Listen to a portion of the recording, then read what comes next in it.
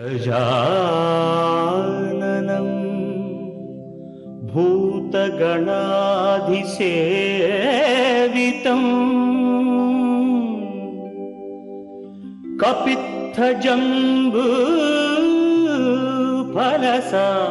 कपित्थजम्बूफलसारभक्षितम्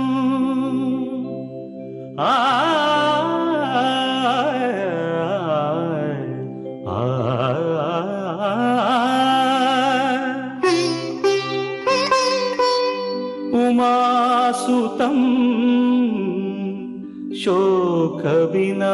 शोकविनाशकारणं नमामि विघ्नेश्वर पादपङ्कजम्।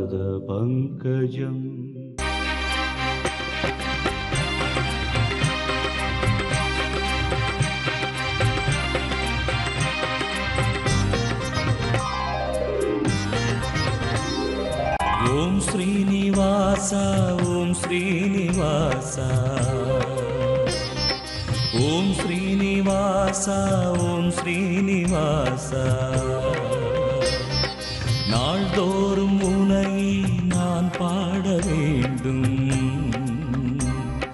நான் பாட உந்தன் அருளாசி வேண்டும் ஏழு ஸ்வரங்களுமே ராகம் இசைத்திடுமே ஏழு ஸ்வரங்களுமே ராகம் இசைத்திடுமே ஏழு மலை கரசே ஏழு மலை கரசே ஓம் ஸ்ரீனிவாசா ஓம் ஸ்ரீனிவாசா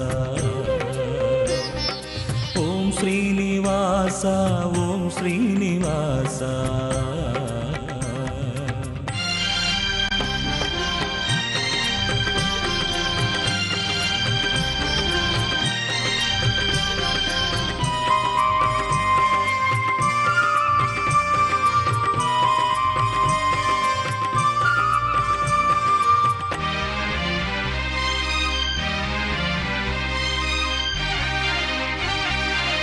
திருவேங்கடம் வருவேனே உந்தன் திருப்பாதமே பணிவேனே திருவேங்கடம் வருவேனே உந்தன் திருப்பாதமே பணிவேனே மலர்மேவிடும் அலர்மேல் மங்கை மணவாளனே ஜெகநாதனே மலர்மேவிடும் அலர்மேல் மங்கை மணவாளனே ஜெகநாதனே அழகான மலைவாசனே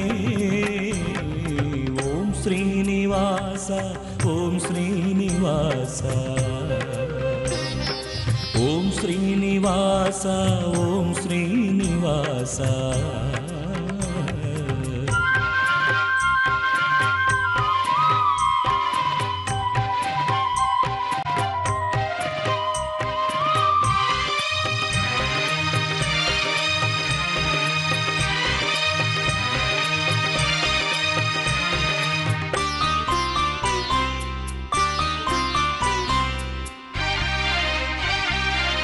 உனக்காகவே இசைத்தேனே என்றும் உன் பேரையே நினைத்தேனே உனக்காகவே இசைத்தேனே என்றும் உன் பேரையே நினைத்தேனே கருணாலயம் அருளாலயம் கமலாலயம் உனதாலயம் கருணாலயம் அருளாலயம் கமலாலயம் உனதாலயம் அருள்வாயே கோவிந்தா ஓம் ஸ்ரீனிவாச ஓம் ஸ்ரீனிவாச ஓம் ஸ்ரீனிவாச ஓம் ஸ்ரீனிவாச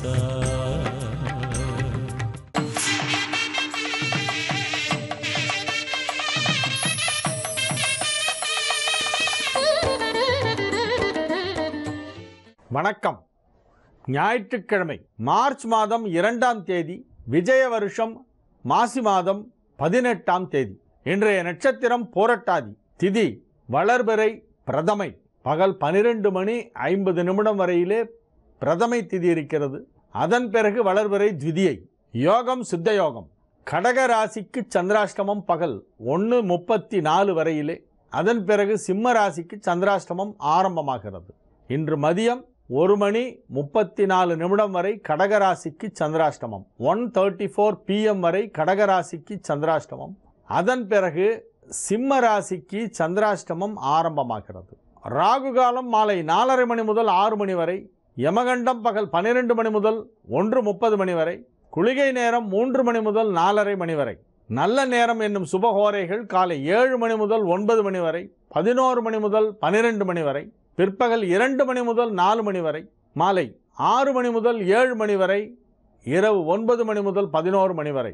இன்றைய கிரக நிலவரம்: மேஷத்தில் கேது, மிதுனத்தில் குரு, கன்னியில் செவ்வாய், துலாமில் சனி ராகு, மகரத்தில் புதன் சுக்கிரன், கும்பத்தில் சூரியன் சந்திரன். பகல் 1:34 சந்திரன் கும்பராசியிலிருந்து நகர்ந்து மீனத்திற்கு செல்கிறது. ஒரு சிறிய இடைவேளைக்கு பிறகு 12 ராசிகளுக்கான ராசி பலனை பார்ப்போம். மேஷ ராசிக்கு இது ஒரு மிகச்சிறந்த நன்மைகள் நடைபெறும் நல்ல நாள். இன்றைய முற்பகலிலே ராசிக்கு 11ஆம் இடத்தில் இருக்கும் சந்திரன் பிற்பகலிலே 12ஆம் இடம் செல்கிறது. மதியம் 1:34 12ஆம் இடம் செல்கிறது. எனினும் குருவின் நட்சத்திர சாரம் பெற்ற ஒரு நாள். புரட்டாதி நட்சத்திரத்திலே சந்திரன் இருக்கிறது என்பதால் உங்களுக்கு நன்மைகளே அதிகமாக நடைபெறும். 12ஆம் இடத்திற்கு சந்திரன் வந்த பிறகும் சுப விரயங்களை ஏற்படுத்தக்கூடிய வாய்ப்பு இருக்கிறது என்று தீமைகள் எதுவும் நடக்காது. இது ஒரு நல்ல நாள். பொருளாதார முன்னேற்றம் சிறப்பாக இருக்கும். தொழில் வளர்ச்சி மிகச்சிறப்பாக இருக்கும். ஆரோக்கியத்திலே நல்ல முன்னேற்றம் ஏற்படும். குடும்பத்தில் மகிழ்ச்சியான நிகழ்ச்சிகள் நடைபெறும் ஒரு நல்ல நாளாக இந்நாள் விளங்கும். ரிஷப ராசிக்கு இது ஒரு மிகச்சிறந்த நன்மைகள் நடைபெறும் நல்ல நாளாக விளங்குகிறது. ராசி அதிபதி சுக்கிரன் புதனோடு இணைந்து மகரத்திலே வலுவான நிலையிலே இருந்து கொண்டிருக்கிறது. ஆகவே நன்மைகள் அதிக அளவில் நடைபெறக்கூடிய ஒரு மிகச்சிறந்த காலம் இப்பொழுது நடைபெற்று கொண்டிருக்கிறது என்று சொல்லலாம். புதிதாக தொழில் துவங்குவதற்கு ஏற்ற ஒரு காலமாகவும் இது விளங்குகிறது. தற்போது உள்ள தொழிலை மாற்றி அமைத்து கொள்ளவோ அல்லது விரிவுபடுத்தவோ கூட இது உகந்த நேரம். தொழில் வளர்ச்சி மிகச் சிறப்பாக இருக்கும். உத்தியோகத்திலே இருப்பவர்களுக்கு இட மாற்றம் அல்லது பதவி மாற்றம், பொறுப்புகளிலே மாற்றம் போன்ற சில சிறு சிறு மாற்றங்கள் அலுவலகத்திலே நிகழக்கூடிய வாய்ப்பு உண்டு. எனினும் அவை அனைத்தும் நன்மைகளாகவே இருக்கும். இது ஒரு நல்ல நாள். மிதுன ராசிக்கு இது ஒரு மிகச்சிறந்த நன்மைகள் நடைபெறும் நல்ல நாளாக விளங்குகிறது. ராசிக்கு 9ஆம் இடத்திலும் 10ஆம் இடத்திலும் சந்திரன் இருக்கக்கூடிய ஒரு நாள் என்பதால் நன்மைகள் சற்று அதிகமாக நடைபெறும். குருவின் நட்சத்திரமாகிய போரட்டாதியிலே சந்திரன் உலவுகிறது. 9லும் 10லும் 10ஆம் இடத்திற்கு செல்லும் பொழுது குருவின் வீட்டில் குருவின் நட்சத்திரத்தில் சந்திரன் இருக்கிறது என்பதால் அதிக அளவிலான நன்மைகள் நடைபெறக்கூடிய ஒரு மிகச்சிறந்த நாளாக இந்நாள் விளங்கும். அனைத்து விதமான முயற்சிகளும் வெற்றி பெறுகின்ற ஒரு நாள். பொருளாதார நிலையிலே மிகப்பெரிய முன்னேற்றம் ஏற்படும். தொழில் வளர்ச்சி வெகு சிறப்பாக இருக்கும். குறிப்பாக வியாபாரத்தில் உள்ளவர்களுக்கு அதிக லாபம் கிடைக்கும் ஒரு நல்ல நாள். கடக ராசிக்கு மதியம் 1:34 வரையிலே சந்திராஷ்டமம் இருக்கிறது. மத்தியானம் 1:34 சந்திரன் 9ஆம் இடம் சென்று விடுகிறது. ஆகவே முக்கியமான பணிகள் ஏதேனும் இருந்தால் அவற்றையெல்லாம் மதிய நேரத்திலே இன்றைக்கு செய்யலாம். இன்றைக்கு பிரதமை திதியும் 1 மணிக்குள்ளேயே முடிஞ்சிருது. மத்தியானம் 12:50 பிரதமம் முடிஞ்சு த்விதியை ஆரம்பிச்சிடுறது. சந்திராஷ்டமம் 1:34 முடிஞ்சிடுறது. ஆகவே இன்றைய மதிய நேரம் கடகராசிக்கு நன்மைகள் நடைபெறும் நேரமாக விளங்குகிறது. அனைத்து விதமான முயற்சிகளும் வெற்றி பெறும். முற்பகுதியிலே எந்த முக்கிய பணிகளையும் செய்ய வேண்டாம். 2 மணிக்கு மேல் உங்களது முக்கியமான வேலைகளை செய்தால் அது நிச்சயமாக வெற்றிகரமாக நடந்து முடியும். பிரச்சனைக்குரிய விஷயங்களை பற்றியெல்லாம் காலை நேரத்தில் யாருடனும் பேச வேண்டாம். சர்ச்சைக்குரிய விஷயங்களை பற்றி விவாதிக்க வேண்டாம். மதிய நேரத்திற்கு பிறகு மகிழ்ச்சியாக இருப்பீர்கள். சிம்ம ராசிக்கு இன்று மதியம் 1:34 முதல் சந்திராஷ்டமம் ஆரம்பமாகிறது. முக்கியமான விஷயங்களிலே முடிவெடுப்பதையெல்லாம் அந்நேரத்தில் தவிர்த்து விடுவது நல்லது. ராசிக்கு 7ஆம் இடத்திலே இருக்கும் சந்திரன் மதியம் 1:34 புரட்டாதி 4ஆம் பாதத்திற்குள் செல்கிறது. அதாவது மீனத்திற்குள் பிரவேசிக்கிறது. எனினும் பிற கிரகங்கள் உங்களுக்கு சற்று சாதகமாக இருக்கின்ற காரணத்தினாலும் ராசி அதிபதி 7ஆம் இடத்திலே அமர்ந்து குரு பார்வை பெறுகின்ற காரணத்தினாலும் பெரிய பாதிப்புகள் எதுவும் நிகழாது. எனினும் பணம் கொடுக்கல் வாங்கல் போன்ற விஷயங்களை எல்லாம் மதிய நேரத்திற்கு பிறகு வைத்துக் கொள்ள வேண்டாம். கன்னி ராசிக்கு இது ஒரு மிகச்சிறந்த நன்மைகள் நடைபெறும் நல்ல நாளாக விளங்குகிறது. ராசிக்கு 6ஆம் இடத்திலும் 7ஆம் இடத்திலும் சந்திரன் இருக்கக்கூடிய ஒரு அற்புதமான ஒரு நாள். ராசி அதிபதி வலுவாக 5ஆம் இடத்திலே சுக்கிரனோடு இணைந்திருக்கின்ற ஒரு நேரம். இந்நாள் உங்களுக்கு அதிக நன்மைகள் நடைபெறும் ஒரு நல்ல நாள் என்று சொல்லலாம். 2ஆம் இடத்தில் இருக்கும் சனி வக்ரகதியிலே நகர துவங்கிவிட்டது என்பதால் உங்களுக்கு மிகப்பெரிய பாதிப்புகள் எதுவும் நிகழாது. ஏனென்றால் அது குரு பார்வையிலே தான் வக்ரம் பெறுகிறது. ஆகவே மிகப்பெரிய பாதிப்புகள் எதையும் ஏற்படுத்தாது. இந்த நாளிலே உங்களுக்கு நன்மைகள் சற்று அதிகமாக நடைபெறும். வியாபார விஷயமாக ஒரு சிலர் வெளியூர் பயணம் மேற்கொள்ள வேண்டிய அவசியம் ஏற்படும். இது ஒரு நல்ல நாள். துலா ராசிக்கு இது ஒரு மிகச்சிறந்த நன்மைகள் நடைபெறும் நல்ல நாளாக விளங்குகிறது. ராசிக்கு 5லும் 6லும் சந்திரன் இருக்கக்கூடிய ஒரு நாள். ராசியில் உள்ள சனி வக்ரகதியிலே நகர துவங்கிவிட்டது.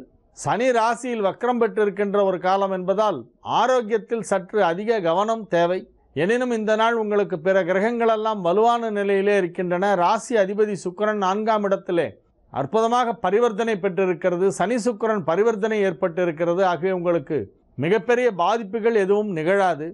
சந்திரனின் சஞ்சாரமும் சாதகமாக இருக்கிறது. ஆகவே இது ஒரு நல்ல நாள். விருச்சிக ராசிக்கு இது ஒரு மிகச்சிறந்த நன்மைகள் நடைபெறும் நல்ல நாளாக விளங்குகிறது.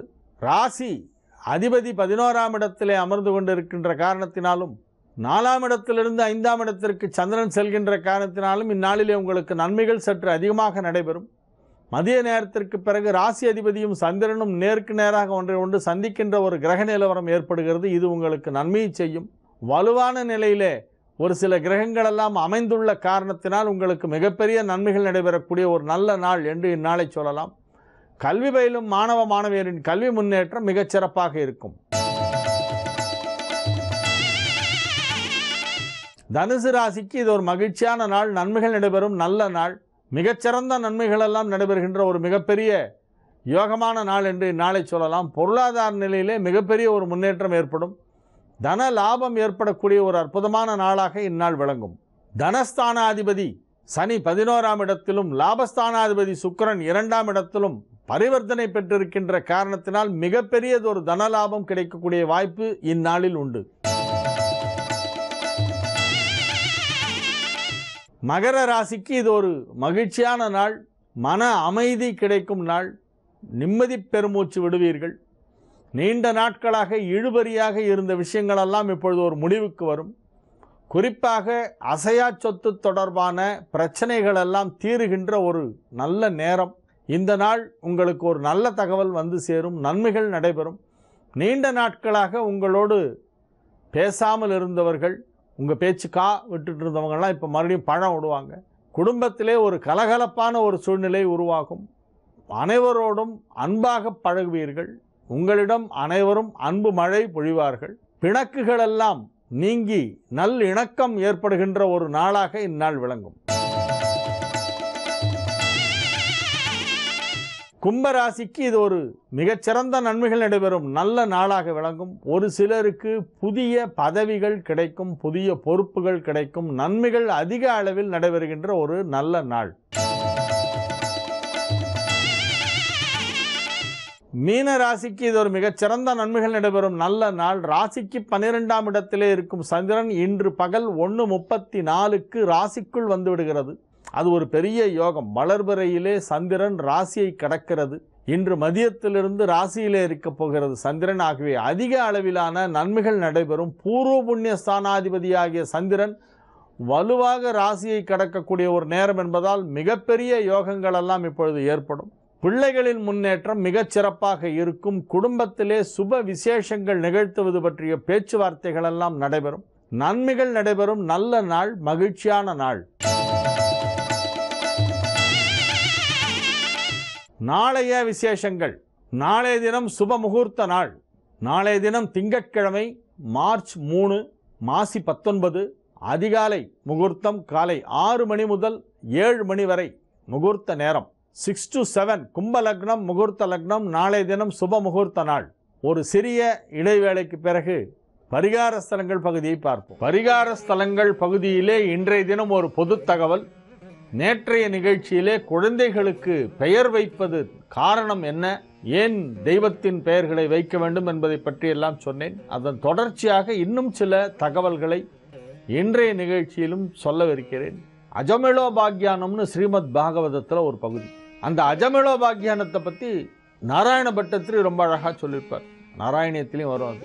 அந்த அஜாமிழன் என்னும் ஒருவன் தனது முதல் மனைவியை விட்டு எங்கேயோ காட்டுக்கு போய் தர்ப பறிக்கிறதுக்காக போனப்போ அங்கே ஒரு மாற்று இன பெண்ணை கண்டு அவள் மீது மையல் கொண்டு அவளை மணந்து கொண்டு அவளோடு அங்கே வாழ்க்கை நடத்தி வருகிறான். நிறைய குழந்தைகளெல்லாம் அவனுக்கு பிறக்கின்றன. கடைசியாக பிறந்த குழந்தைக்கு இவன் தனது குல வழக்கப்படி பெயர் வைக்கிறான். அதற்கு முன்பு பிறந்த குழந்தைகளுக்கெல்லாம் அந்த காட்டுவாசி பெண் அவர்களுடைய வழக்கப்படி பெயர்களை வைத்து விடுகிறாள். அந்த கடைசி குழந்தை வாசலிலே விளையாடி கொண்டிருக்கிறான். அப்பொழுது இவருக்கு இறுதி காலம் வந்துவிட்டது, இறக்கும் தருவாய் வந்துவிட்டது. யமதூதர்களெல்லாம் வாசலிலே நின்று கொண்டிருக்கிறார்கள். உயிரை பறிப்பதற்கான நேரம் வந்துவிட்டது என்று அந்த பையனை கூப்பிடுவதற்காக தனது கடைசி மகன் மீது இருக்கும் ஒரு வாஞ்சையிலே அவனை பார்க்க வேண்டும் என்னும் நினைப்பு வருகிறது. அவனுக்கு தெரிஞ்சிருது நம்ம போயிட போகிறோன்ட்டு. அந்த பையனை ஒரே ஒரு தரம் பார்க்கணும், அந்த குழந்தைய பார்த்துட்டு முகத்தை பார்த்துட்டு போகணும் அப்படின்னு நினச்சிட்டு அவனை கூப்பிட்றான். நாராயணா நாராயணாங்கிறான். 10 தரம் கூப்பிட்றான் நாராயணா நாராயணா நாராயணான்னு. அந்த குழந்தைக்கு காதில் வேலை. அதுக்குள்ளே என்னாச்சு, யமதூதர்களை அந்த உயிரை எடுக்க விடாமல் விஷ்ணு தூதர்கள் வந்து தடுத்து நிறுத்தி விடுகிறார்கள். இருவருக்கும் வாக்குவாதம் நடக்கிறது. இவன் எப்பேற்பட்ட பாவமெல்லாம் பண்ணியிருக்கான்னு தெரியுமா? ஒரு பெண்ணை திருமணம் செய்து கொண்டு வைதீக முறைப்படி திருமணம் செய்து கொண்டு அவளோடு வாழ்க்கை நடத்தி கொண்டிருந்தவன் திடீரென அவளை மறந்து அவளை விட்டு தவிக்க விட்டு வேறு ஒரு காட்டுவாசி பெண்ணை மணந்து கொண்டு அவளோடு குடும்பம் நடத்தி விட்டு இருக்கிறான். இவன் ஒரு பெரிய துரோகி, இவனை நாங்கள் தண்டனை அளிக்க வேண்டும், அதற்காக நரகத்திற்கு அழைத்து செல்கிறோம் என்றெல்லாம் அவர்கள் சொல்கிறார்கள். அவனுக்கு இறக்கும் தருவாயிலே நாராயணா நாராயணா நாராயணா என்று சொல்லிவிட்டான். ஆகவே அவனுக்கு அந்த தண்டனை கிடையாது. எந்த தண்டனையை எப்பொழுது ரத்து செய்ய வேண்டும் என்பது பெருமாளுக்கு தெரியும். பெருமாளுடைய கட்டளை அவனை வைகுண்ட லோகத்திற்கு அழைத்து வரும்படி எங்களுக்கு உத்தரவு பிறப்பித்திருக்கிறார். ஆகவே நீங்கள் நெருங்கக்கூடாது என்று சொல்லி யமதூதர்களை தடுத்து நிறுத்திவிட்டு அவனை வைகுண்ட லோகத்திற்கு அழைத்து செல்கிறார்கள். அவன் என்ன புண்ணியம் பண்ணினான் அப்படின்னு இவங்க கேட்குறாங்க. அதான் நாராயணான்னு சொல்லிட்டானே, அது போராதா? அந்த ஒரு சொல் போராதா? நான் கண்டு கொண்டேன் நாராயணா என்னும் நாமம் தானே, நலந்தரும் சொல்லை நான் கண்டு கொண்டேன் என்று சொன்னாரே ஆழ்வார். அதை போல அவன் நாராயணா என்று சொல்லிவிட்டானே என்று சொல்லி அவர்கள் அழைத்து சென்று விடுகிறார்கள். இதுதான் அஜமிழோ உபாக்கியானம் என்று பெயர். ஸ்ரீமத் பாகவதத்திலும் நாராயணியத்திலும் சிறப்பித்து சொல்லப்படும் ஒரு கதை. இதன் மூலமாக நமக்கு உணர்த்துவது என்னவென்றால், குழந்தைகளுக்கு சாமி பேரை வைக்கணும், அதை அடிக்கடி கூப்பிடுவோம். அப்போதான் கூப்பிடுவோம், பேர் சொல்லி அழைக்கணும் குழந்தைகளை. சில பேர் இப்போ புதுசாக சின்ன குழந்தையெல்லாம் வாங்க போங்கன்றா. அது தப்பு. அது என்ன ஆகும், ஸ்கூலுக்கு போனோடனே அதே மரியாதை எதிர்பார்க்கும். அங்கே பக்கத்தில் இருக்கிற பையன் விளையாட கூப்பிடும்போது டேய் வாடா விளையாடலாம் அப்படின்னா அவன் போட்டு பலாருன்னு அடிச்சிடும். எங்கள் தாத்தா பாட்டியே என்னை வாங்க போங்கன்னு சொல்கிறாங்க, நீ என்னடா சொல்கிற அப்படின்னு போட்டு பலாருன்னு அரைஞ்சிவிடும். அதனால் குழந்தைகளை வா போன்னு சொல்லி பேர் சொல்லி கூப்பிட்டு பழக்கங்க. வாங்க போங்கெல்லாம் கொடுக்காதீங்க மரியாதையெல்லாம். ஒரு அம்மா என்கிட்ட வந்திருந்தாங்க. அவங்க குழந்தையெல்லாம் என்னங்க நீங்கள் குதிக்காதீங்க, நீங்கள் விளையாடாதீங்க, நீங்கள் கம்முன்னு உட்காருங்க அப்படின்னு சின்ன குழந்தை, அது 1.5 வயசு குழந்தைக்கு வாங்க போங்க சொல்லிட்டு இருந்தாங்க. ஹஸ்பண்டை பார்த்து ஏய் நீ சுமாரு அப்படின்றாங்க. அப்போ தான் தெரிஞ்சது இவங்க எங்கே மரியாதை கொடுக்கணுமோ அங்கே கொடுக்கல, எங்கே கொடுக்கக்கூடாதோ அங்கே கொடுத்துட்டு இருக்காங்கன்றது. அதனால் மரியாதை கூட சின்ன குழந்தைகளுக்கெல்லாம் ரொம்ப கொடுக்கக்கூடாது. அப்புறம் அது எல்லா இடத்துலையும் அதே மரியாதை எதிர்பார்க்க ஆரம்பிச்சிடும். வாப்போ வாடா கண்ணி செல்லம் வாடி அப்படி சொல்லலாம், வாடா செல்லம் அப்படின்னு சொல்லி கூப்பிடணும். ஐச்சுக்குட்டி அப்படின்னா தான் அதுக்கு வந்து நம்ம ஒரு அன்னோன்யம் தெரியும். ஐஸ்வர்யா நீங்கள் சாப்பிட்டீங்களா அப்படின்னு மிடியாயிட்டே அப்படின்றோம் அது. அதனால் குழந்தைகளை வந்து வா போ வாடா போடா வாடி போடி பேர் சொல்லி அதை கொஞ்சி பழக்குங்க. தேவையில்லாமல் மரியாதை கொடுக்காதீங்க சின்ன குழந்தைகளுக்கு. குழந்தைகளுக்கு சாமி பேர் வைங்க. அந்த பேரை சொல்லி சொல்லி சொல்லி அடிக்கடி நம்ம கூப்பிட்டுட்டே இருக்கணும். அதனால தான் நாங்களாம் குழந்தைகளுக்கெல்லாம் வந்து வீட்டில் பெருமாள் பேரை வைப்போம். ஹரிநாம ஸ்மரணை ரொம்ப முக்கியம். எங்கள் அப்பா அடிக்கடி திருப்பதி போவார், அதனால் எனக்கு வெங்கட்ராமன் பேர் வச்சார். எங்கள் அப்பாவுடைய தாய் மாமா பேரும் வெங்கட்ராமன். அவர் மேலே ரொம்ப ஒரு மரியாதை, அதனால் அவர் பேராகவும் இருக்குன்னு சொல்லி வச்சாங்க. நான் என் குழந்தைக்கு கிருஷ்ணான்னு பேர் வச்சுருக்கேன் பெரிய பையனுக்கு. ஏன்னா நாங்களாம் குருவாயூரப்பன் மேலே ரொம்ப பக்தி ஜாஸ்தி, நாராயணியம் படிச்சிருக்கோம், பாகவதமெல்லாம் ரொம்ப ஈடுபாடு. அதனால் குழந்தைய கிருஷ்ணான்னு பேர் வச்சு கூப்பிடுறோம். இந்த மாதிரி வந்து தெய்வத்தின் பெயர்களை வைத்து குழந்தைகளை அந்த பெயரை சொல்லி அழைக்க வேண்டும். நாம் இந்த சாக்கிலையாவது சுவாமியுடைய பேரை சொல்ல மாட்டோமாங்கிறதுக்காகத்தான் குழந்தைகளுக்கெல்லாம் சாமி பேர் வைக்க சொல்லியிருக்காங்க. அன்னைக்கு ஒரு குழந்தைக்கு நிஷ்கர் அப்படின்னு பேர் வச்சுருக்காங்க. நான் கேட்டேன், இது என்ன அர்த்தம் அப்படின்னு. சார் என்னமோ நெட்டில் போய் பார்த்து வச்சோம் சார் அப்படின்னா. ஒன்றும் பண்ண மாட்டான்னு அர்த்தம் அப்படின்னு. என்னது அப்படின்னாங்க. அவன் ஒன்றும் பண்ண மாட்டான், சும்மா இருப்பான்னு அர்த்தம். நிஷ்கர், கரோதி, கரோமி, கர்த்தவியா, கர் அப்படின்னா செய்.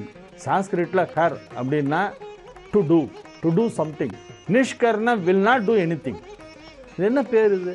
சும்மா உட்காந்து போகிறான் வாழ்க்கையில் அப்படின்னு. சார் அப்போ எப்படி சார் வைக்கணும்னா ஸ்ரீகர்னு வை. ஸ்ரீத ஸ்ரீச ஸ்ரீநிவாச ஸ்ரீநிதி ஸ்ரீவிபாவன ஸ்ரீதர ஸ்ரீகர ஸ்ரேய ஸ்ரீமான் லோகத்ரயாஸ்ரய. பெருமாளை பற்றி சொல்லியிருக்கு விஷ்ணு சஹஸ்ரநாமத்தில். ஸ்ரீகர்னு வை, லட்சுமி கடாட்சத்தை உண்டு பண்ணுபவன் அர்த்தம். அந்த பேர் வைங்க. அப்புறம் அவங்க வந்து நாங்கள் ரெக்கார்ட்ஸ்லாம் மாற்றுறோம் சார், நிஷ்கர் மாற்றி ஸ்ரீகர் ஆக்கிடுறோம் அப்படின்னாங்க. அந்த மாதிரி நிறைய பேர் அர்த்தம் தெரியாமல் தவறான பெயர்களை குழந்தைகளுக்கு சூட்டுகிறார்கள். ஏதோ மாடர்னாக இருக்கணும், ஃபேஷனாக இருக்கணும் அப்படிங்கிறதுக்காக வேண்டி அபத்தமாக பேர் வைக்கக்கூடாது. நிச்சயமாக கடவுளின் பெயரைத்தான் குழந்தைகளுக்கு வைக்க வேண்டும். அதில் வருகின்ற ஏபிசிடிக்கு எந்த முக்கியத்துவமும் கிடையாது. அடித்து சொல்கிறேன், எந்த முக்கியத்துவமும் கிடையாது. நமது முன்னோர்கள்லாம் இங்கிலீஷில் பாடிய பெருமாள்கள்லாம் 12 ஆழ்வார்கள் இங்கிலீஷில் பாடினாங்களா? இல்லை தேவாரம் பாடினாங்களே. அப்பர், சுந்தரர், ஞானசம்பந்தர், மாணிக்கவாசக பெருமான் பாடிய திருவாசகம் எல்லாம் எவ்வளோ பாடியிருக்காங்க. 12 திருமுறையில் எவ்வளோ விஷயங்கள் சொல்லப்பட்டு இருக்கிறது. அவர்கள்லாம் இங்கிலீஷ்லேயே பாடினாங்க, தமிழில் தானே பாடினாங்க. ரிக், யஜுர், சாம, அதர்வன வேதங்கள் எல்லாம் சமஸ்கிருதத்தில் தானே இருக்கின்றன. சமஸ்கிருதமும் தமிழும் தானே இந்துக்களுக்கு முக்கியமான மொழிகள். அப்படி இருக்கும்போது இங்கிலீஷ் லெட்டர்ஸ்க்கு எங்கேருந்து இப்படி ஒரு தெய்வீக சக்தி வந்தது? வெள்ளைக்காரன் வரத்துக்கு முன்னால் அந்த தெய்வீக சக்தியெல்லாம் என்ன பண்ணிகிட்டு இருந்தது? நவகிரகங்கள்லாம் என்ன பண்ணிகிட்டு இருந்தது? டோட்டல் 7 வருது 8 வருதுன்னு போட்டு குழப்பிக்காதீங்க. அழகாக சாமி பேர் வைங்க, உங்களுக்கு பிடிச்ச சாமி பேர் வைங்க. நீங்கள் ஏதாவது ஒரு கடவுள் பேரை வைக்கணும் குழந்தைகளுக்கு, அல்லது வீட்டிலே வழக்கமாக உள்ள பெயர்களிலிருந்து ஒரு சுருக்கி ஒரு பெயரை வைக்கலாம். என்கிட்ட ஒருத்தர் வந்தார், சார் என் பொண்ணுக்கு குழந்தை பிறந்ததுக்கு சார், பொன் குழந்தை பிறந்ததுக்கு சார், ஒய்ஃபுக்கு நல்ல மாடர்னாக ஏதாவது பேர் வைக்கணும் சார் அப்படின்னார். உங்கள் அம்மா பேர் என்ன அப்படின்னேன். எங்கள் அம்மா பேர் வெள்ளையம்மா அப்படின்னா. அப்படியா, குழந்தைக்கு ஸ்வேதான்னு பேர் வைங்க அப்படின்னா. ரொம்ப பிடிச்சிட்டு அவருக்கு.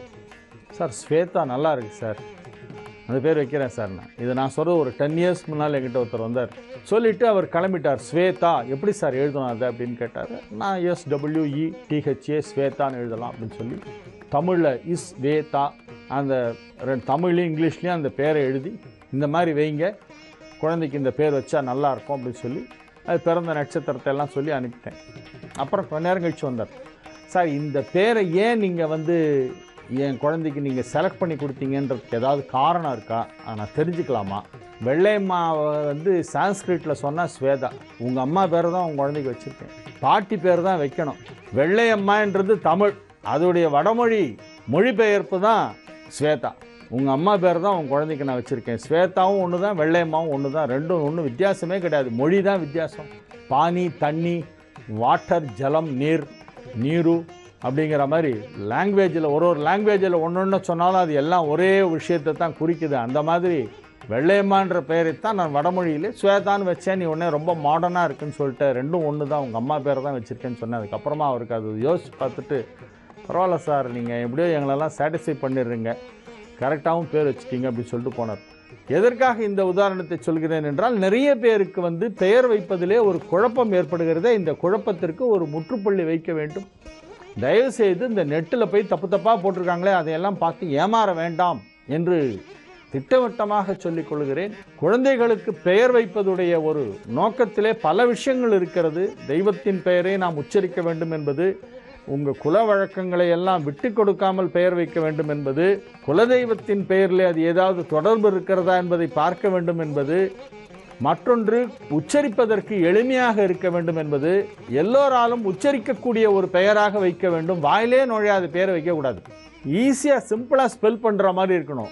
ஈஸியாக வந்து அதை ப்ரொனவுன்ஸ் பண்ணுற மாதிரி இருக்கணும். ஸ்பெல்லிங் அண்டு ப்ரொனவுன்ஸ் ரெண்டுமே வந்து ரொம்ப கரெக்டாக இருக்கணும். அது ரொம்ப சிம்பிளாக இருக்கணும், எளிமையாக இருக்க வேண்டும், அனைவருக்கும் புரியும்படி இருக்க வேண்டும்.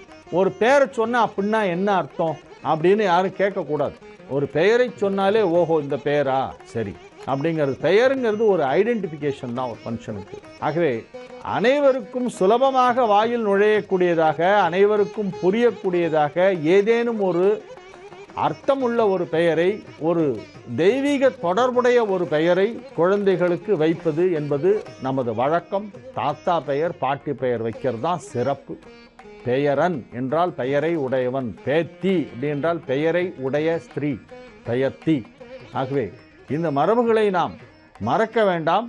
நான் மாடர்னாக பேர் வைக்கிறேன்னு சொல்லி அதுக்காக வேண்டி என்னென்னமோ பேரை வச்சுட்டு பைத்தியம் முடிச்சு அலைய வேண்டாம். எல்லாரும் கொஞ்சம் தெளிவாக சிந்தித்து பெயர் வைக்க வேண்டும். ஏன்னா இன்னும் அந்த 75 வருஷம் அந்த குழந்தை இருந்தால் 75 வருஷத்துக்கு அந்த பேர் அது யூஸ் ஆகணும். எல்லாரும் அந்த பேரை சொல்லி ஐடென்டிஃபை பண்ணணும். அவன் எந்த கண்ட்ரிக்கு போனாலும், எந்த ஊருக்கு போனாலும் எல்லாருக்கும் அது வாயில் நுழையணும். எவ்வளோ விஷயம் இருக்கு பாருங்கள் பேர் வைக்கிறதுல. பை சீயிங் த நேம், ஓ நீ இந்தியன், வேறு ஹிந்து, வேறு சவுத் இந்தியன் அப்படின்னு அமெரிக்காவில் இருக்கிறவங்க கூட தெரியணும். இந்த மாதிரி பல விஷயங்களை யோசிக்கணும். அவன் எந்த இடத்துக்கு போனாலும், உலகின் எந்த பகுதிக்கு சென்றாலும் இவன் யார் என்பது அந்த பெயரை கொண்டு தெரிந்து கொள்ள வேண்டும். ஆகவே மரபுகளை விட்டு விலகாமல், தொன்று தொட்டு நமது முன்னோர்கள் பின்பற்றி வருகின்ற மரபுகளுக்கு முரண்பாடாக எதையும் செய்யாமல், அதே நேரத்தில் உங்களுக்கு பிடித்தாற்போல் நீங்கள் சொல்கின்ற அந்த சோகால்டு மாடர்ன், சோகால்டு ஃபேஷன் அந்த ஒரு நேமாகவும் நீங்கள் செலக்ட் பண்ணலாம். எதை வைத்தாலும் சரி அது கடவுளுக்கு தொடர்புடையதாக இருக்க வேண்டும் என்பது மிக முக்கியமான ஒரு விஷயம் என்னும் தகவலை இன்றைய தினம் சொல்லிக்கொண்டு இன்றைய இந்த பொது தகவல் நிகழ்ச்சியை நிறைவு செய்து கொள்கிறேன். மீண்டும் நாளைய நிகழ்ச்சியிலே உங்களை சந்திக்கும் வரை உங்களிடமிருந்து தற்காலிகமாக விடைபெற்றுக் கொள்வது உங்கள் வழிகாட்டி ஜோதிடர் ஹரிகேசநல்லூர் வெங்கட்ராமன். வணக்கம். கடைசி நேரத்தில் பகவானுடைய நினைவு நமக்கு வர வேண்டும் என்று சொன்னால், இப்போலிருந்தும் நாம் அந்த பகவத் ஸ்மரணத்தை செய்யக்கூடிய ஒரு அபியாசம் பண்ணி கொண்டால் தானே அந்த சமயத்தில் பகவானுடைய நினைவு வரும். இல்லாட்டி அந்த சமயத்தில் பகவானுடைய நினைவு நமக்கு வருமா? வராது. ஆனால் நமக்கு என்ன ஆறுதுன்னு கேட்டாக்கே, லௌகிகமான விஷயங்கள்லேயே நம்ம மனசு போயின்று. அது செய்யணும், இது பண்ணணும், எவ்வளோ சம்பாதிக்கணும், அவ்வளோ சம்பாதிக்கணும், இதிலேயே மனசு போயின்னு இருக்கே. இப்படியா அந்த பகவத் ஸ்மரணத்தில் மனசு போகமாட்டேங்க. வாஸ்தவமாக நமக்கு அத்தியந்த அபீப்சிதமான எந்த பலன் உண்டோ அந்த பலன் அந்த பகவத் ஸ்மரணத்தில் தான் கிடைக்கும்ங்கிற போது அதில் ஏன் நம்ம மனசு போகிறதில்லை? அதான் முன்னோர்கள் சொன்ன, மனுஷனுக்கு ஒரு பெரிய மகாமோகம் மனுஷனை ஆவரிச்சிருக்கு. ஏன்னு கேட்டால், பகவானுடைய ஸ்மரணம் பண்றது ரொம்ப சுலபமான காரியம். அதனால வரக்கூடியது மகாபலம். அப்படி தெரிஞ்சாலும் கூட அதை மட்டும் பண்ணாதுக்கு மீதி விஷயங்கள்லயே போறான்னு கேட்டாக்கு இது மகா மோகம்னு தான் சொல்லணும். வேற என்ன சொல்லணும்? நம சிவாய மந்த்ரோயம் வாகேஷா வசவர்த்தினி அஹோ மோகஸ்ய மாஹாத்மியம் நரகஞ்சேன பஷ்யதி. மோகத்தினுடைய மகாத்மியம் என்ன சொல்றது?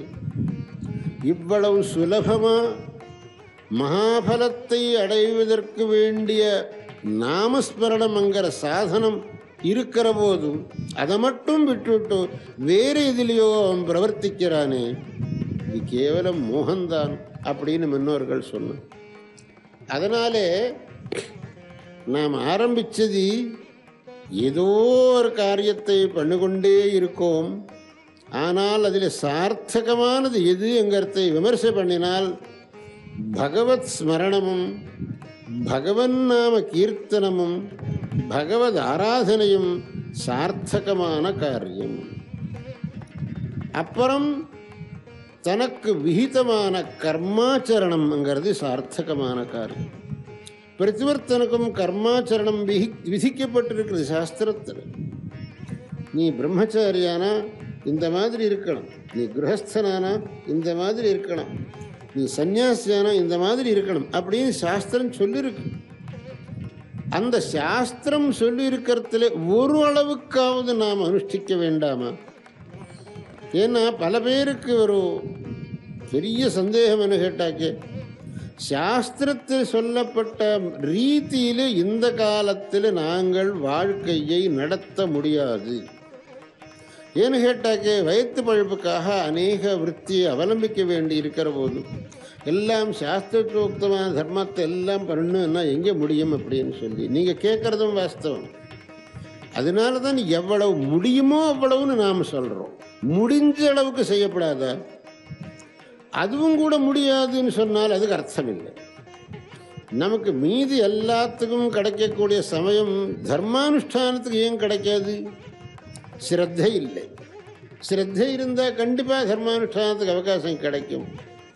இந்த தர்மானுஷ்டானம்ங்கிறது வரும்போது ஏதோ ஒரு சாக்கு சொல்லி தப்பிச்சுக்கிறோமே பிடிக்க, அங்கே ஸ்ரத்தையை நாம் காட்டுறதில்லை. அதனால அந்த தர்மானுஷ்டானம்ங்கிறது எது உண்டோ அதுதான் சார்த்தகமான கர்மா. அதிலையும் அந்த தர்மானுஷ்டானத்தில் எந்த விதமான பலாபேட்சை இல்லாமல் தர்மத்தை அனுஷ்டிக்கணும். பலாபேட்சை இருக்கக்கூடாது. கேவலம் ஈஸ்வரனுடைய ஆராதனை. இது ஈஸ்வர ஆராதனை என்கிறது திருஷ்டியிலே அந்த தர்மானுஷ்டானம் செய்யணுமே விடைய எந்த விதமான பலாபேட்சை இருக்கக்கூடாது. ஆனால் அப்படி செய்கிறது ரொம்ப கஷ்டம். எனக்கு இவ்வளவெல்லாம் செலவு பண்ண சொல்கிறேன், ஒன்றையும் கேட்க வேண்டாம்னு சொல்கிறேன் இப்படி அப்படின்னு பல பேருக்கு ஒரு சந்தேகம் வரும். ஆனால் நீங்கள் பகவான்கிட்ட கேட்க வேண்டியதில்லை. அவன் சர்வஜன். உங்களுக்கு என்ன வேணுமோ அவனுக்கு தெரியும். உங்களுக்கு என்ன வேணுங்கிறது அவனுக்கு தெரியாதுக்கு அவன்கிட்ட நீங்கள் தெரிவிக்கணுமா என்னது எனக்கு என்னது வேணும்னு சொல்லி. ஆனால் அந்த பக்குவம் இல்லை நமக்கு. அதனால நாம் எல்லாம் பகவான்கிட்ட கேட்டுக்கிட்டு இருக்கோம். அது வேற விஷயம். ஆனால் இந்த மாதிரி பகவத் ஆராதனை, பகவத் ஸ்மரணம், பகவன் நாமஜபம், சத்கர்மானுஷ்டானம், இந்த மாதிரி நம்முடைய ஜீவனத்தினுடைய அமூல்யமான சமயத்தை சார்த்தகமாக்க வேணுமே தவிர வியர்த்தமான விஷயங்களில் நம்முடைய அமூல்யமான சமயம் போகக்கூடாது. வியர்த்தமானது என்னாக்கே இன்னொருத்தருடைய விஷயங்களை பற்றி நாம் விசாரிக்கிறது வியர்த்தமானது. இன்னொருத்தனுடைய விவகாரத்தில் தலையிடுறது வியர்த்தமானது. நமக்கு வேண்டாத விஷயங்களை பற்றி யோசிக்கிறது வியர்த்தமானது. இதெல்லாம் நமக்கு தேவையில்லை. ஆனால் நாம் இன்னொருத்தனுக்கு உபகாரம் பண்ணுறதுக்காக ஏதாவது ஒரு விஷயத்தில் தலையிட்டால் அது தப்புன்னு நாம் சொல்ல மாட்டோம். இன்னொருத்தனுக்கு உபகாரம் பண்ணுறதுக்காக, அவனுக்கு உபகாரமும் இல்லை நமக்கு உபகாரமும் இல்லை, வியர்த்தமான சிந்தனை என்னங்க அது வேண்டாம். இப்படி நம்முடைய ஜீவிதத்தை சார்த்தகமாக்கி கொள்ள வேண்டும்ங்கிறது தான் முக்கியமாக நான் சொல்லக்கூடிய விஷயம். ஏன்னால் இந்த ஜன்மம் மனுஷ ஜன்மங்கிறது திரும்ப நமக்கு வரும் என்ன நிச்சயம்? திரும்ப எந்த பிராணி ஜென்மா வருமோ யாருக்கு தெரியும்? அந்த மாதிரி ஏதாவது பிராணி ஜென்மா வந்தால் நாம் என்ன செய்ய முடியும்? உலகத்தில் தர்மானுஷ்டானம் செய்யறதுக்கு இந்த மனுஷ சரீரத்தில் தான் நமக்கு முடியும். வேறு எந்த சரீரத்திலையும் நாம் தர்மானுஷ்டானம் பண்ணுறதுக்கு முடியாது. கேவலம் ஆகாரம் நித்ரா அதில் தான் அந்த சரீரங்கள் எல்லாம் நமக்கு செய்ய முடியும்.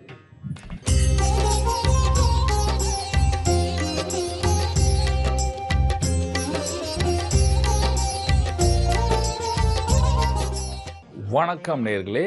இன்றைய வாஸ்து பகுதியில் சில வரலாறு குறிப்புகள் இருக்கின்றது.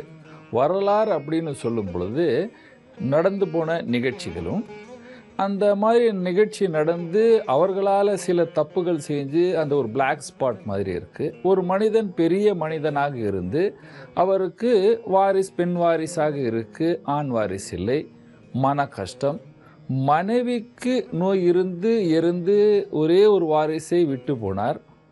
இவருக்கு எப்பொழுதுமே ஒரு மனச்சிக்கல் பிரச்சனை இருக்குது. பூமி வாங்கும் பொழுது எந்த மாதிரி பூமி வாங்க வேண்டும், அதுக்கு சாஸ்திரம் என்ன சொல்லுகிறது? சாஸ்திரம் சொல்லுகிறது 2 வகையான பூமிகள் இருக்கின்றது. வாங்கும் பொழுது அது கண்டிப்பாக பார்க்க வேண்டும். சிம்ம பூமி, அதாவது அந்த பூமியின் அகலம் சிம்மத்தின் வாய் போல் இருக்க வேண்டும். இரண்டாவது பூமி கவ் பூமி. கவ் என்றால் பசு. பசுக்கு வாய் எப்படி இருக்குமோ அதே ஷேப்பில் பூமி இருந்தால் அது கவ் பூமி. இந்த சிம்ம பூமியை வீடாக கட்டக்கூடாது. சிம்ம பூமியில் நம்ம இண்டஸ்ட்ரி கட்டலாம், கடைகள் வைக்கலாம், ஆஃபீஸு வைக்கலாம் என்றால் அது அகலமாக இருந்து பின்னால் சின்னதாக இருக்கும். கவ் பூமியில் வீடே கட்டலாம். இப்பொழுது நம்ம மாற்றி அமைச்சு சிம்ம பூமியில் வீடை கட்டி அதுவும் வாயு திசை வளர்ந்தால், வடக்கு திசை வீடாக இருந்து வாயு திசை வளர்ந்தால் அந்த வீட்டு எஜமானுக்கு ஆண் வாரிசு ரொம்ப கம்மியாக இருக்கும், இருக்கே இருக்காது அப்படின்னு சொல்லலாம். அதுவும் அந்த வடக்கு வீட்டுக்கு நடைபாதையாக ஒரு வாசல் இருந்து, அதாவது நடந்து காலியான இடம் இருந்து அதுக்கு பின்புறம் வீடை கட்டி விட்டார்களானால் அவர்களுக்கு கண்டிப்பாக ஏதாவது ஒரு பெண் வாரிசு தான் இருக்கும், வாரிசு இருக்காது. அவர்கள் அந்த வீட்டில் நிரந்தரமாக தங்க முடியாது. இந்த மாதிரி நம்ம பாரதத்தில் ஒரு ஹிஸ்ட்ரி, அந்த வீடை இன்னைக்கு காட்டுறேன், ஆனால் பேரெல்லாம் பார்க்க வேண்டாம், சொல்ல வேண்டாம். இந்த சப்ஜெக்டை உங்களுக்கு புரிய வேண்டும்.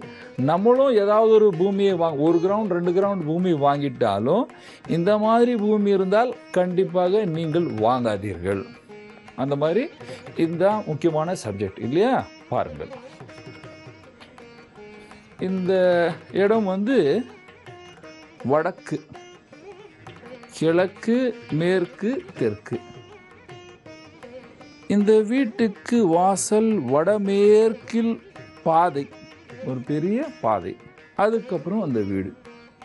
அந்த வீட்டுக்கு வாயு திசை வளர்ந்தது, சிம்ம வாக ஆப்போசிட்டாக இருக்கு, சிம்மம் போல் இருக்கு, இப்படி போகுது. இதுதான் தப்பு, பெரிய தப்பு. ரெண்டாவது, இதுக்கு இந்த வீட்டில் இந்த இடத்துல ஒரு அண்டர் கிரவுண்ட், இந்த இடத்துல ஒரு பெட்ரூம், இந்த இடத்துல ஒரு பெட்ரூம். இது பாருங்க, வாயு திசையில் வடக்கு வாசல், மத்திய வாசல். இதுவும் இந்த வீட்டுக்கு மத்திய பாகத்தில் தான் படுப்பாங்க. அவங்க பெரிய ஆளுங்க, பாரத வரலாறுலேயே பெரிய ஆளுங்க. இவர் இந்த இடத்துல படுக்கிறார். இந்த வீட்டுக்கு அக்னேயத்தில் தண்ணி தொட்டி. இந்த இடத்துல மரம் செடி இருந்தால் சந்தான கஷ்டம் இருக்கும். அக்னேயத்தில் தண்ணீர் இருந்தால் ஆண் வாரிசு இருக்காது. இதுவும் பிளாக்கு, இதே பிளாக்கு. இதுக்கு மேலே பெரிய விஷயம், இந்த இடம் இந்த வீட்டிலேருந்து தெற்கு ரொம்ப ஸ்லாண்டிங்காக கீழ் பக்கமாக இருக்குது, கார்டன் மாதிரி இருக்குது கீழே. அதனால் இவருடைய மனைவியும் இறந்து விட்டார். இந்த மாதிரி பூமியை வாங்கலாமா? எங்களுக்கு ஒரு பார்ட்டி மீட்டிங்கில் கொடுத்துட்டாங்க, நாங்கள் வாங்கிட்டோம், வாங்கக்கூடாது. இந்த மாதிரி இருக்குது. எப்படி செய்கிறது, எப்படி சரி செய்வது? ஃபஸ்ட்டு இந்த மாதிரி பூமி இருந்தால் இதை இப்படி கட் பண்ணி விட வேண்டும். இந்த கீழ் பாகத்தை விட்டு விட வேண்டும். நாங்கள் கோடிக்கணக்கில் போவோம். சுகமாக இருந்தால் தான் கோடிக்கணக்கு, தூங்கும்போது தூக்கம் வந்தால் தான் கோடிக்கணக்கு. இப்படி கட் பண்ணி விட்டுடும். இதை யாருக்காவது கொடுத்து விடுங்க, விட்டுடுங்க. அது பின்னால் இருக்கிறவனுக்கு ஈசானிய கட்டு இருக்கு இல்லையா, அவனுக்கு கம்மியாக காசில் கொடுத்துடுங்க, அவனாவது சுகமாக இருப்பான். ஒன்று. ரெண்டாவது, இந்த பாதையே இந்த இடத்தில் அமைக்க வேண்டும். இப்படி கிழக்கில் இங்கே இருக்கிற இந்த மத்தியத்தில் இருக்கிற அண்டர் கிரவுண்டை மண்ணை போட்டு மூடிவிட வேண்டும். ஒரு காலத்தில் இந்த வீட்டில் சிறையே இருந்தது, இதை மண்ணை போட்டு மூடிவிட வேண்டும். நம்ம இப்போ சாதாரண குடும்பத்துக்கு பார்க்குறோம். நம்ம வீட்டுக்கு மத்தியத்தில் தண்ணி தொட்டி இருக்கக்கூடாது, அண்டர் கிரவுண்ட் இருக்கக்கூடாது. இதை இந்த இடத்தில் அமைக்க வேண்டும். இந்த தண்ணீர் தொட்டியை அக்னியிலிருந்து நீக்கி இந்த இடத்தில் அமைக்க வேண்டும். வீட்டில் வடக்கு இடமாக இருந்து வாசல் வாயுவாக இருந்தால் அந்த வீட்டில் நிம்மதியாக தூங்க முடியாது, இருக்க முடியாது. இந்த இடத்தில் மத்தியத்தில் பெரிய பெட் இருந்து வடக்கில் இருந்தால் அடிக்கடிக்கு வெளியே சுற்ற வேண்டிய நிலைமை இருக்குது. ஏனென்றா இது தென்மேற்கு திசை, தென்மேற்கில் வடக்கில் பெட், தென்மேற்கு ரூம் இருந்து அதுக்கு வாசல் தெற்கு வாசல், அது படுக்கும் இடம் வடக்கு இருந்தால் அடிக்கடிக்கு வெளியே சுற்ற வேண்டிய நிலைமை உண்டாகும். ஏன் இந்த மாதிரி பூமி இருந்து இவருக்கு ரொம்ப பேரும் புகழும் இருந்தது அப்படின்னு பார்க்கும்போது, எப்பொழுதுமே வடக்கு காலியாக இருந்தால் சின்ன வீடு இருந்தால், அதாவது காலியான இடத்துலேருந்து பாதியிலேருந்து சின்னதாக வீடு இருந்தால் அவர்களுக்கு கண்டிப்பாக பேரும் புகழும் இருக்கும். கண்டிப்பாக பேரும் புகழும் இருக்கும். ஏனென்றால் இந்த இடம் லக்ஷ்மியுடைய இடம், காலியாக இருக்குது, இந்த இடத்துல வீடு இருக்குது, இது பேரும் புகழும் ரொம்ப பெரிய பேர். இந்த தண்ணீர்னால் இவர்களுக்கு ஒரே ஒரு பெண். இந்த மாதிரி ஒரு பூமி இருக்கு, எப்படி சரி செய்கிறது? வாசலை இந்த இடத்தில் மாற்றி அமைக்க வேண்டும். பாதையை மத்தியத்தில் வாசல் அமைத்து படுக்கும் அறைக்கு வாசலை மாற்றி விட வேண்டும். இந்த வாசலை மூடி வாசலை உள்வாசலாக மாற்றி அமைக்க வேண்டும். இதுக்கு வாசலும் இந்த இடத்தில் மாற்றி அமைக்க வேண்டும். இந்த வீட்டில் சமையல் அறையை இந்த இடத்தில் மாற்றி அமைக்க வேண்டும். ஐயா, நாங்களும் இந்த மாதிரி கார்டன் வச்சுருக்கோம், எங்களுக்கும் இந்த மாதிரி பாதையாக வீடு இருக்குது, நாங்கள் இந்த ஊட்டி, கொடைக்கானல், டார்ஜிலிங்லாம் இந்த மாதிரி வீடு இருக்குது அப்படின்னு சொன்னால், இந்த மாதிரி இருந்தால் நீங்கள் செய்ய வேண்டிய பரிகாரம், ஃபஸ்ட்டு பரிகாரம், இந்த இடத்துலேருந்து இருக்கிற பெரிய பெரிய மரங்களை நீக்கி இந்த வாசல்களை மாற்றி விட வேண்டும். பெண்ணாக இருக்குது, அதுக்கு வாயு திசையில் மேற்கில் தலை வைக்க வேண்டும். மத்தியத்தில் படுக்கக்கூடாது, மேற்கில் தலை வைத்து கிழக்கில் கால் வைத்து படுக்க வேண்டும். சீக்கிரம் கல்யாணமும் சுகமாக வாழ்வார்கள். நீங்கள் முதலாளியாக இருந்தீங்கன்னா கிழக்கு வாசலும் இதை மூடிட்டு இந்த இடத்துல ஜன்னலை அமைத்துட்டு நீங்கள் தெற்கிலையும் தலை வைக்கலாம், மேற்கிலும் தலை வைக்கலாம். இந்த மாதிரி மாற்றி அமைச்சால் இந்த வீட்டில் இருக்கிற தோஷங்கள் எல்லாம் நீங்கிவிடும். முக்கியமான சப்ஜெக்ட், இந்த மாதிரி வாயு திசை வளர்கிற வீடை வாங்கவே கூடாது. வாங்கிவிட்டும் என்ன செய்வது, என்ன பரிகாரம் செய்வது? பாருங்க நேயர்களே, வாயு திசை வளர்ந்தார். வாயு திசைக்கு அதிபதி என்ன தேவதா, என்ன போய் சந்திரன், அந்த இடத்துக்கு அதிபதி சந்திரன். ஃபஸ்ட்டு பரிகாரம், சந்திரனை சரி செய்கிறதுக்கு சிவன் அபிஷேகம், அதுக்கப்புறம் ஆஞ்சநேயர் பிரீத்தி பண்ண வேண்டும். இந்த மாதிரி வாடகை வீடாக இருந்து வாயு திசை வளர்ந்தால் இந்த இடத்தில், அதாவது வடமேற்கில் ஆஞ்சநேயர் பிரீத்தி செஞ்சு இங்கே ஒரு சிலையோ ஏதாவது ஒரு படமும் வைத்து இங்கே பூஜை செய்ய வேண்டும் வாயு திசையில் இந்த இடத்தில். அதுக்கப்புறம் சனிக்கிழமை ஆஞ்சநேயர் 3 சுற்று சுற்றிட்டு வரணும். அங்கே ஒரு விளக்கில் எண்ணெய் வைக்க வேண்டும். எண்ணெய் வைத்து அதை தீபம் ஏற்றி விட வேண்டும். எண்ணெய் விளக்கு பாருங்கள், வட இந்தியாவாக இருந்தால் சர்சோங்கா தேல், மஸ்டர்ட் ஆயில் அப்படின்னு, கடுகு எண்ணெய். தென் இந்தியாவில் கடிச்சால் அதை அல்லது பழக்கெண்ணெய் வச்சு ஒரு தீபம் ஏற்றி விட வேண்டும். இந்த மாதிரி ஏற்றிட்டு வந்தீங்கன்னா உங்களுக்கு இருக்கிற இந்த தோஷங்கள் நீங்கி நீங்கள் கண்டிப்பாக சுகமாக வாழ்வீர்கள். நேயர்களே, உங்களுக்கு இந்த மாதிரி பிரச்சனை இருக்குது, நீங்கள் ஜீ தமிழ் சேனலுக்கு எழுதி எழுப்புங்க. மகேஷ் வர்மா கண்டிப்பாக அதை பார்த்துட்டு நான் உங்களை அடுத்த நிகழ்ச்சியில் பதில் சொல்கிறேன். நன்றி, வணக்கம்.